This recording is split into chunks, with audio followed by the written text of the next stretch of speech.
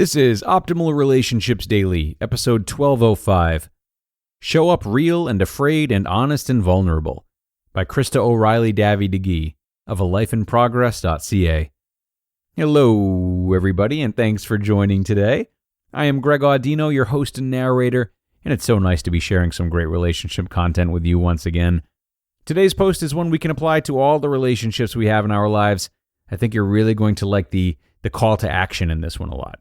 So without further ado, let's just jump right in and start optimizing your life. Show Up Real and Afraid and Honest and Vulnerable by Krista O'Reilly Davy DeGee of alifeinprogress.ca. Inside, I'm pretty sure we're all afraid, at least some of the time, and more often than not, show up afraid and vulnerable.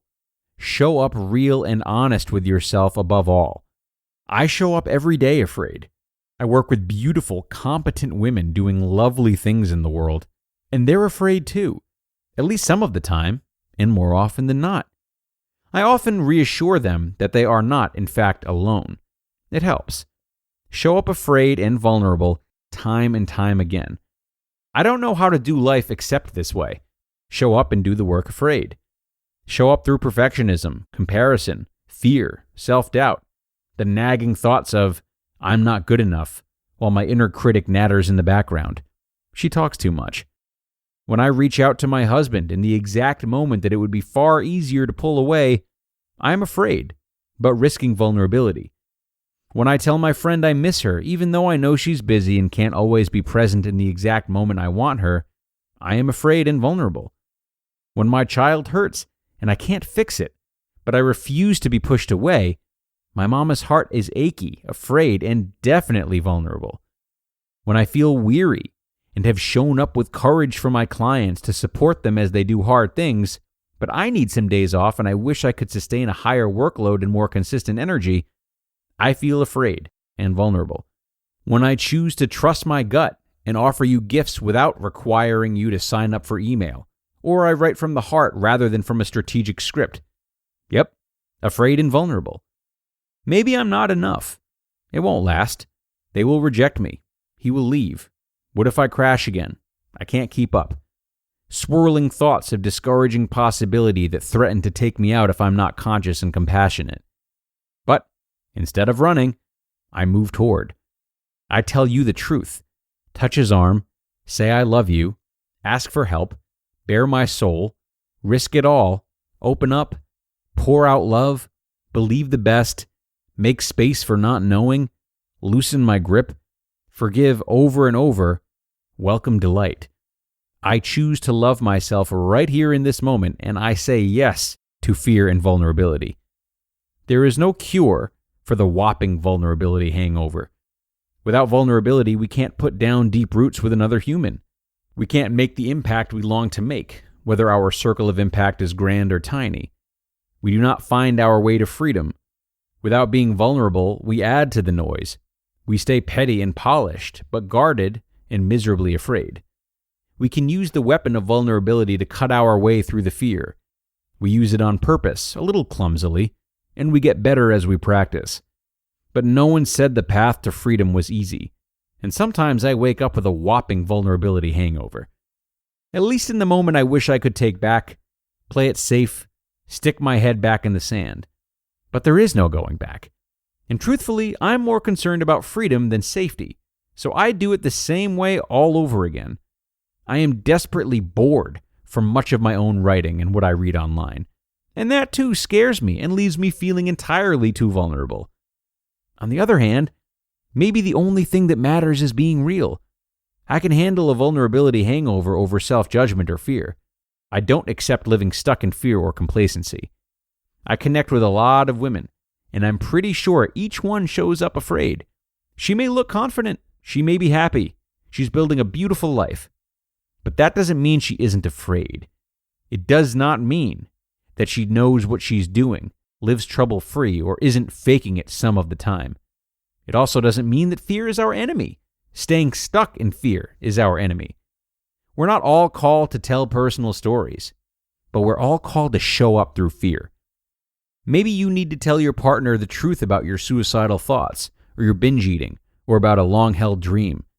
Perhaps you need to quit that horrible job, propose to your partner, or finally get out of debt. Get off the hamster wheel. Slow down. Stop exchanging your soul for the almighty dollar.